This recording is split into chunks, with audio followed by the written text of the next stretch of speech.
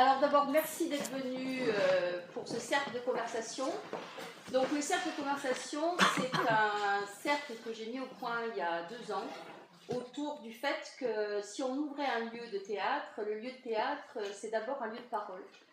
Et c'était aussi pour dire qu'on était envahi par la communication, par la médiation, par des débats télévisuels sur des tas de sujets. En travaillant souvent avec des jeunes qui sont ici en tant qu'élèves, ou des moins jeunes d'ailleurs, on s'aperçoit assez vite que le monde est tellement complexe qu'on a du mal maintenant à dire ce qu'on a vraiment envie de dire.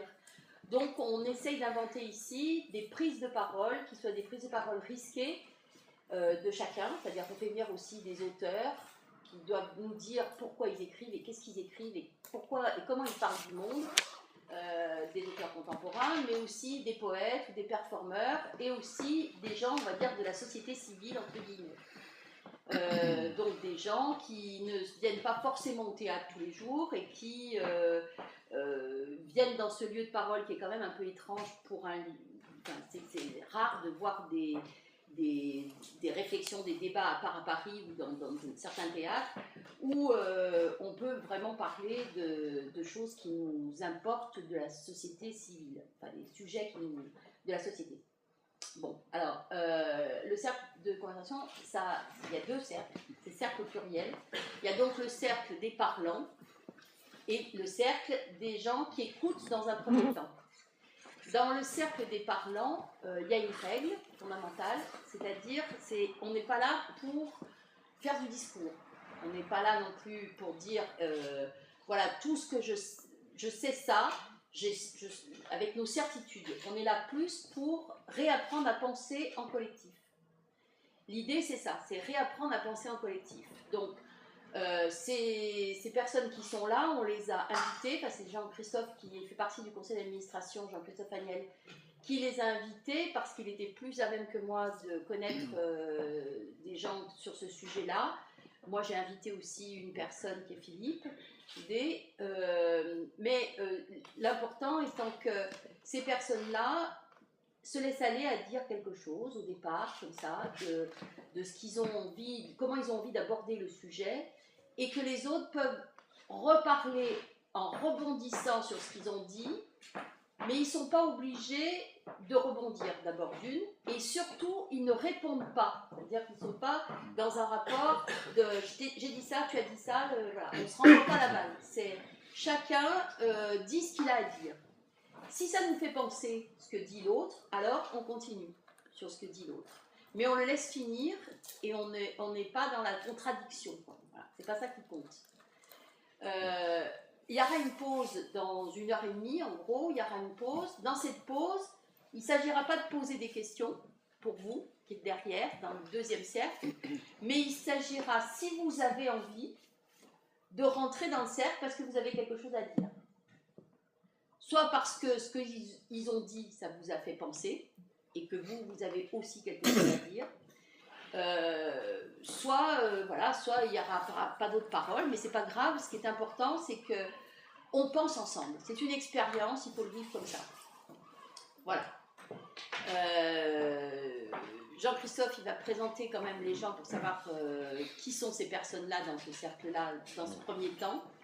Et puis, moi, je vous lirai juste un tout petit texte de Valère Novarina, qui est un poète qui a beaucoup travaillé sur la parole et qui dit pratiquement ce que je dis là, sauf qu'il le dit autrement. Et j'ai relu ça ce matin, ça m'a fait rire, parce que je me suis dit, tiens, finalement, il y a quelque chose de la poésie qui est là-dedans. Voilà, à toi Jean-Christophe. Donc je vais commencer par présenter France Carrega, qui est sociologue de formation, qui travaille dans un cabinet d'urbanisme et surtout qui participe au cercle de conversation ce matin au titre on va dire, du monde agricole, du monde rural, puisque France s'est impliquée dans le réseau des AMAP, dans le réseau PACA des AMAP. AMAP, c'est Association pour le maintien d'une agriculture paysanne. Et donc, depuis son implication dans le réseau des AMAP, ça lui a donné aussi l'occasion d'intégrer d'autres groupements de réflexion ou d'autres institutions, mais dont elle nous parlera certainement lorsqu'elle se présentera. Ensuite, je vais présenter Johan. Johan, que j'ai rencontré il y a maintenant à peu près 2 ans quand j'étais dans une phase de reconversion professionnelle. Je vous en dirai aussi quelques mots un petit peu plus tard. Et donc, avec lequel tout de suite, on a eu un certain nombre d'affinités, de valeurs à partager en commun qui nous ont amené à l'idée d'essayer de travailler ensemble sur certains projets. Donc, Johan, qui à cette époque-là, au moment où on s'est rencontrés, donc travaillait dans un cabinet de conseil qui était investi dans tout le champ pour aller vite, du développement durable, de la responsabilité sociale des entreprises. Et donc maintenant, lui aussi, il a suivi un autre parcours, d'autres voies, dont il parlera, je pense aussi, quand il se présentera. Et donc, dans le cadre de ces nouvelles activités, Johan travaille avec 2 autres personnes qui sont là autour de la table. Donc, Gérald Moulet-Douce, qui, donc maintenant, avec Johan, a créé une société de conseil, toujours dans le secteur du développement durable au sens large. Donc, Gérald a aussi une expérience dont il pourra certainement nous parler dans le secteur de la création d'entreprises, de la gestion d'entreprises, et ses témoignages sur la façon dont l'environnement économique peut s'emparer de toutes ces questions est certainement intéressant. Donc Philippe Patoureau, un autre sociologue autour de la table, qui lui aussi donc, travaille avec Johan et avec Gérald, et qui s'est beaucoup intéressé à toutes les questions de savoir comment on pouvait faire pour que dans nos sociétés, avec le mode de développement qu'on a actuellement, comment est-ce qu'on pouvait essayer de faire évoluer tout ça vers quelque chose qui serait un petit peu plus durable, un petit peu plus soutenable. Quels sont les mécanismes qui peuvent déclencher tous ces changements? Ensuite, Philippe Soudet, qui donc lui dirige une société de communication interne qui notamment s'intéresse plus particulièrement à toutes les questions d'accompagnement du changement et de gestion de la crise. Voilà. Et moi, j'y arrive. Donc, Jean-Christophe Agnel, moi j'ai une activité actuellement dans le secteur de la rénovation énergétique des bâtiments, c'est-à-dire comment est-ce qu'on peut faire pour que les bâtiments dans lesquels on vit, les bâtiments dans lesquels on travaille, puissent avoir des performances énergétiques qui soient un peu plus compatibles avec ce vers quoi nous devrions aller. Donc, je vais juste vous lire un petit extrait de Valère de Barrina sur ce fameux cercle de conversation. Enfin, voilà. Parler n'est pas échanger des choses, communiquer des mots sonnants et trébuchants. Parler n'est pas un échange marchand, un marchandage de mots vendus, de vérité à vendre. Parler est une renaissance à deux et un don. La parole se donne, ne s'échange pas. Il y a dans la parole humaine comme une danse et quelque chose qui s'offre, et comme le don de parler qui se transmet. La transmission du don de parler que nous avons reçu. Celui qui nous parle vraiment, peut-être qu'il nous informe un peu sur lui et sur le monde, mais il y a surtout, au centre invisible de sa parole, l'étonnement d'avoir des mots.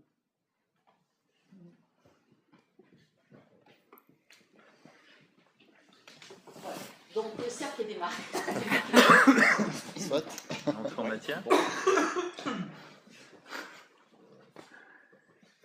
Quand vous voulez. Laissez-vous, vous verrez, ça viendra. On commence juste, hein, vous inquiétez pas.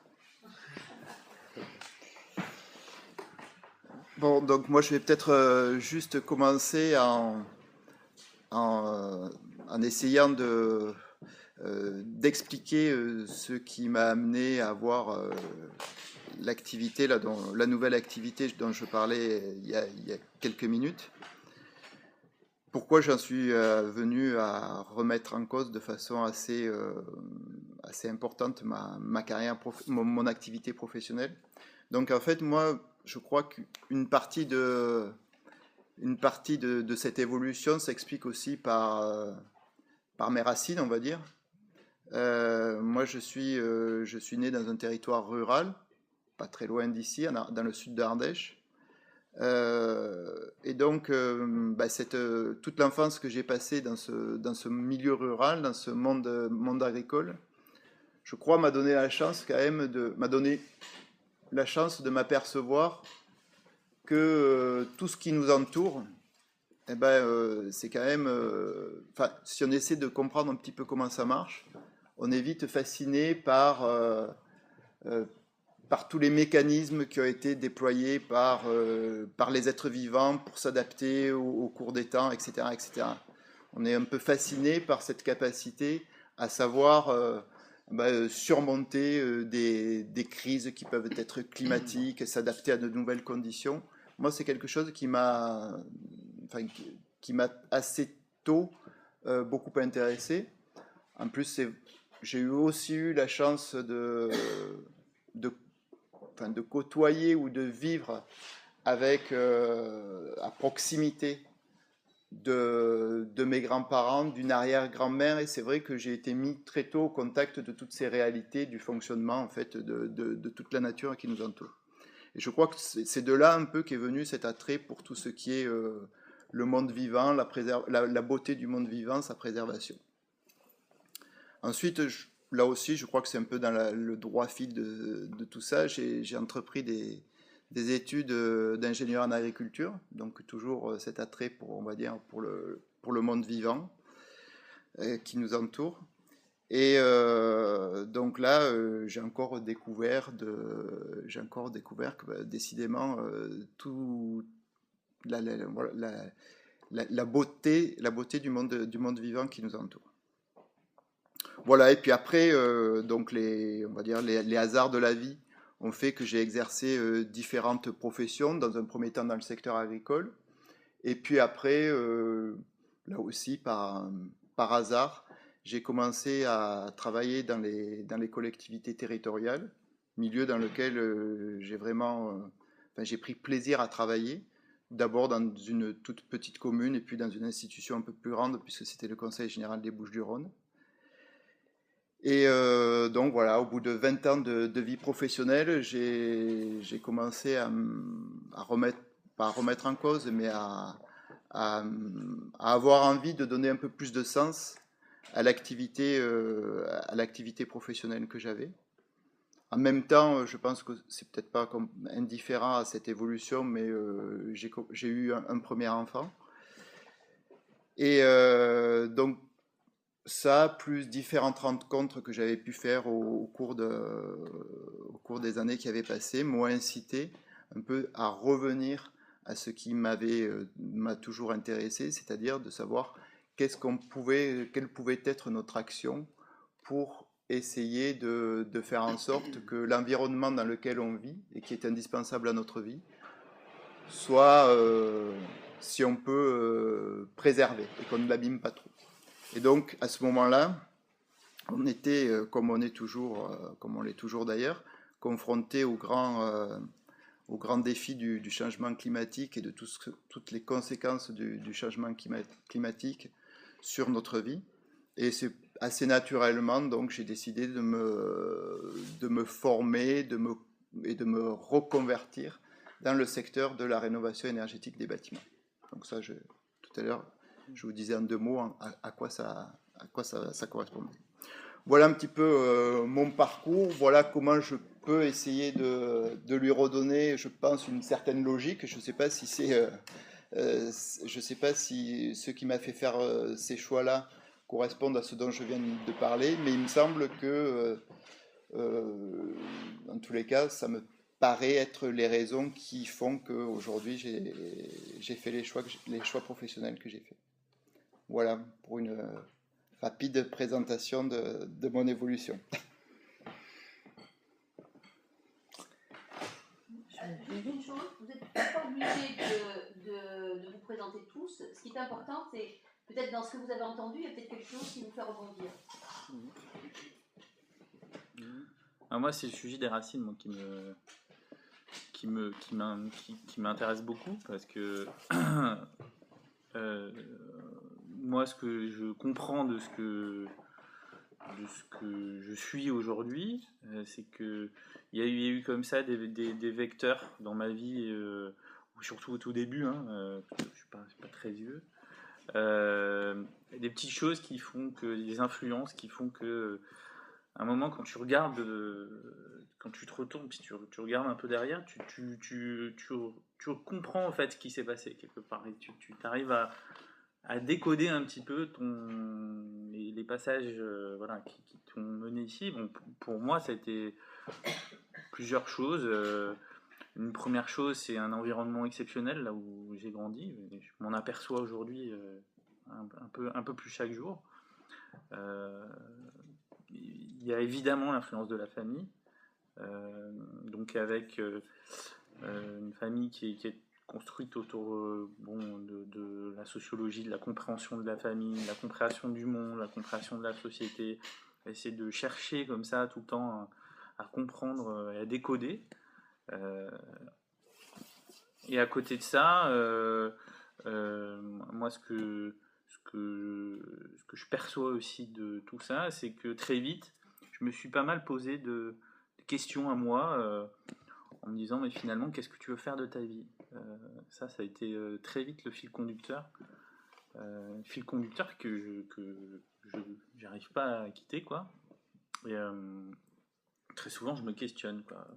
Est-ce que ce que tu fais là aujourd'hui ça te convient, est-ce que ça te motive, est-ce que ça te fait avancer, est-ce que ça correspond aussi à ce que tu voulais faire il y a 5 ans ou il y a 10 ans voilà, est-ce que pas mal de questions là-dessus. Et puis très vite, je me suis aussi posé la question, parce qu'elle est inhérente au fait de se poser la question sur toi, où est-ce que tu veux aller, et tu te demandes aussi où est-ce que vont les autres, quoi. Où vont les personnes qui sont autour de moi. Et ça, c'est une question qui m'obsède aussi, qui me hante depuis des années, auxquelles j'essaye d'apporter des questions. Et la compréhension que j'en ai moi aujourd'hui, c'est que finalement, il n'y a pas de sens profond, quoi. Il n'y a pas de. Moi, j'ai toujours cette image dans la tête de finalement milliards de personnes qui tirent tous dans un sens particulier, pas forcément le même, et qui fait qu'au final, ça donne une espèce d'amas globuleux, quoi, où tout le monde essaye de tirer. Voilà, sur ce qu'il a envie de faire, ses convictions profondes, et donc son but à lui, mais qui n'a pas vraiment de sens organisé autour de ça. Si, il y a peut-être des engagements qui se rejoignent, mais voilà, moi j'ai cette perception comme ça de gens qui tirent d'un côté, un autre groupe ou une personne qui va tirer de l'autre, pas du tout dans la même envie, dans le même engagement. Bon, donc ça m'a pas mal posé de questions. Je me pose encore pas mal de questions sur ce sujet. Et puis, un sujet moi, où j'ai très vite compris que c'était un nœud, vraisemblablement, un des nœuds du problème. C'était la question du bonheur. Alors, c'est un peu comme ça. Très large quoi, mais j'ai pas mal travaillé sur ce mot-là au départ, parce que je me suis rendu compte en cherchant très rapidement l'origine étymologique de ce mot-là.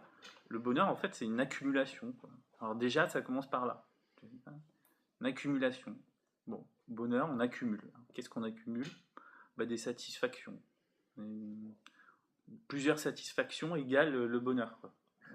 Ça, c'est en tout cas étymologiquement, c'est construit comme ça, quoi. Déjà, ça m'a questionné à la base, quoi. Il faut accumuler des trucs pour arriver au bonheur. Bon. Donc déjà, il y a dans ce que j'avais en tête de le bonheur, la construction du bonheur. Effectivement, c'est une construction, c'est une agglomération.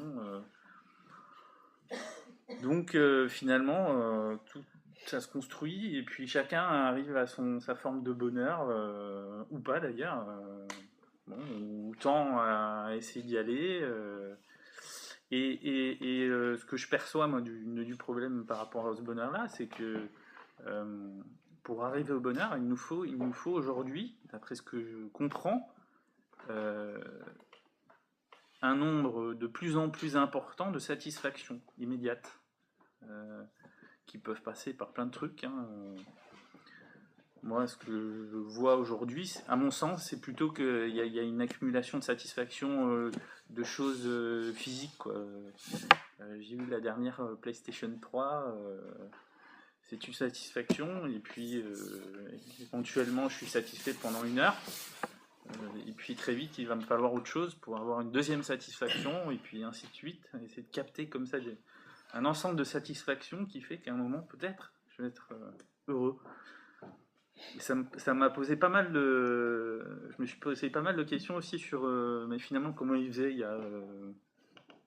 je sais pas moi, 200, 300, 400 ans. Comment ils construisaient leur bonheur. Si ça doit être l'objectif ultime de l'humanité, le bonheur. Bon. Comment est-ce qu'ils construisent... Comment est-ce qu'ils ont construit ça? Et c'est une des réponses que je pense retrouver, c'est que c'était pas le même niveau de satisfaction, c'est-à-dire ils avaient des satisfactions peut-être plus durables, c'est-à-dire au lieu d'avoir sa PlayStation 3 où on est content pendant 1 heure, peut-être que le fait de travailler la terre pendant toute une journée ou toute une demi-journée, peut-être que ça leur donnait une forme de satisfaction, Bon, voilà, moi, et du coup, pour moi, on est vraiment dans une fuite en avant, quoi. C'est-à-dire, on essaye d'accumuler comme ça un maximum de satisfaction, engendrer, essayer de capter tout ça, et ce qui fait qu'on va au-delà finalement de ce que la Terre peut absorber, quoi. Voilà. On arrive à... Alors en plus de ça, donc ça c'est le facteur endogène, c'est à chacun, la société, puis il y a des facteurs exogènes. Le facteur exogène c'est quoi? C'est qu'on a 10 milliards en 2050, quoi. Enfin, qu'est-ce qu'on fait, quoi? Si on continue comme ça, avec des besoins toujours plus importants, plus nombreux, une volonté de manger comme ça de la satisfaction pour arriver au bonheur. Les unités de satisfaction, pour moi, c'est là où c'est tout le problème, quoi. C'est que on veut nous donner des unités de satisfaction comme ça, en nous disant mais si tu achètes ça, oui, tu vas être super satisfait, fais-le, quoi. Ça va te permettre d'arriver au bonheur.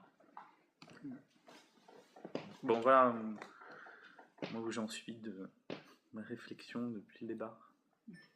Moi, je veux bien prendre la parole alors, parce que justement, par rapport à tout ça, moi j'ai réagi. Et j'ai réagi parce qu'un jour, il y a 10 ans, je vais dans le supermarché qui est à côté de chez moi. C'était le mois de septembre. Et je mets la main sur les tomates et je vois le prix, 3,50 €. Je me suis dit, c'est pas possible, on est dans le midi, c'est la fin de l'été, on est encore à ce prix-là, on me prend vraiment pour des idiots, quoi. Et du coup, je me suis dit qu'il fallait que je me tourne vers d'autres modes de consommation.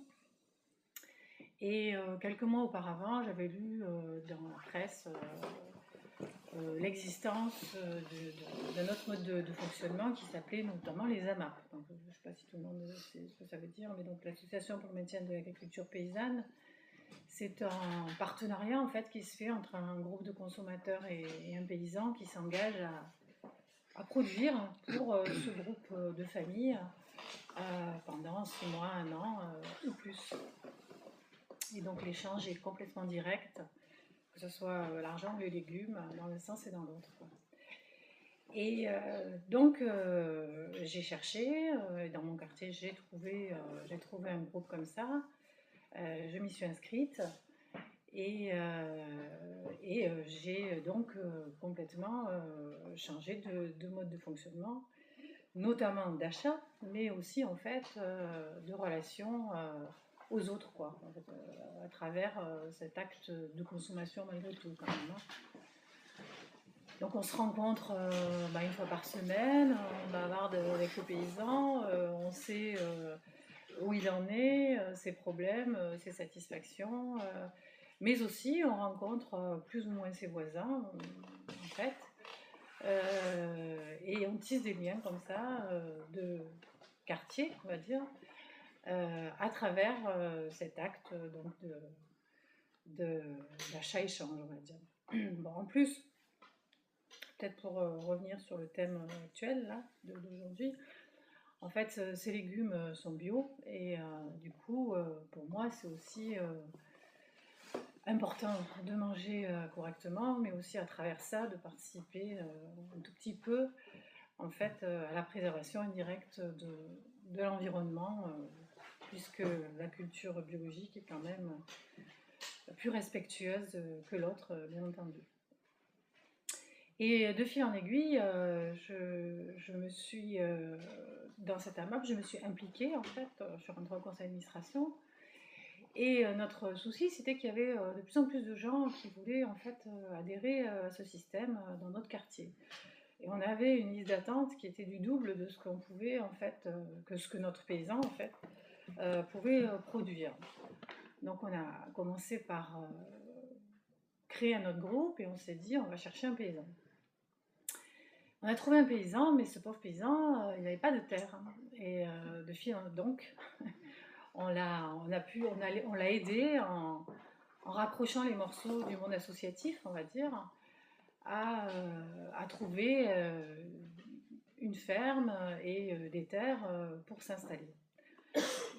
Et là, je me suis rendu compte qu'effectivement, le monde agricole était à la fois très organisé et aussi à la fois très disparate, quoi, hein. Il y avait en gros les pro-FNSEA, les grandes cultures, tout ce monde-là, et puis un tout petit monde de paysans très impliqués dans la lutte politique, on va dire, à leur petit niveau, et qui était en accord un peu plus avec ce qui me correspondait. Donc en découvrant ce monde-là, j'ai découvert aussi que la question des terres agricoles était une vraie question, et notamment dans notre région, qu'il y avait une perte colossale de la surface agricole, et que donc il n'y avait plus de paysans, parce que c'est vrai que c'était plus tellement à la mode pour les jeunes, peut-être, de monter des exploitations, de s'installer. Mais aussi parce que le prix des terres agricoles dans notre région ici était tellement cher que personne pouvait se lancer là-dedans, si ce n'était peut-être quelques fils de paysans qui étaient eux-mêmes installés. Mais il y en a de moins en moins parce que ces gens-là dans la région ont vendu leurs terres pour de l'urbanisation, quoi, hein, pour construire des maisons et des lotissements, et des lotissements, et des lotissements, et des lotissements. Voilà, donc de là, on s'est dit quoi faire, quoi. Et parallèlement, ce mouvement des AMAP grossissait partout en France. Et il y a une association qui s'est créée à un moment donné qui a réfléchi à cette question de la préservation des terres agricoles qui s'appelle Terre de Liens, et avec lequel donc, on s'est mis en relation pour essayer de porter, d'abord d'avoir des actions précises, de sauvegarder quelques terres agricoles, donc en récoltant de l'argent, en le mettant dans une foncière, etc., parce qu'il y a un système particulier, mais aussi porter cette parole au niveau national. Alors dans le mouvement, il y a effectivement un mouvement national qui s'est créé, qui s'appelle Miramap, et qui ne fait pas du lobbying, mais en tout cas du plaidoyer au niveau national. Et moi, je me suis dit, mais moi, j'habite Marseille, j'habite dans mon petit quartier dans le 12e arrondissement, et ça me fait un peu flic de travailler qu'au niveau national, avec des grands principes, des grandes AG, des grandes réunions et tout. Mais localement, on n'a plus du tout de légumes qui poussent à Marseille, alors que c'était une ville qui, au 19e siècle, même au début du 20e siècle, avait des jardins de partout, quoi. C'était vraiment une caractéristique en plus locale, je crois. Enfin, on me l'a présenté comme ça. Donc je me suis dit, en fait, il faut se battre au niveau local. Et du coup, j'ai demandé, au nom de l'association Alliance Provence, donc d'intégrer le conseil de développement de Marseille-Provence MPM.